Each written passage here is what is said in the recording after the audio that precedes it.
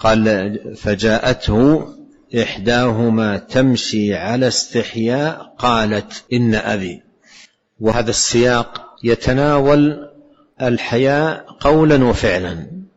جاءت تمشي على استحياء، أيضا على استحياء قالت، فكان الحياء في قولها وفعلها، في مشيتها فيها حياء، وقولها أيضا فيه حياء، لأن أحيانا القول يكون منافيا للحياء، وأحيانا يكون الفعل منافيا للحياء. وهذه جاءته على حياء في فعلها مشيها، وأيضا قولها وكلامها ومخاطبتها له.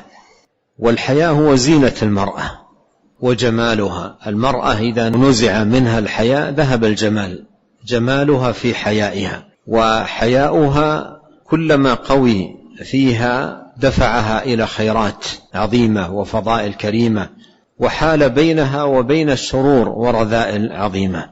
ولا تزال المرأة بخير ما دامت متصفة بالحياء متحلية به.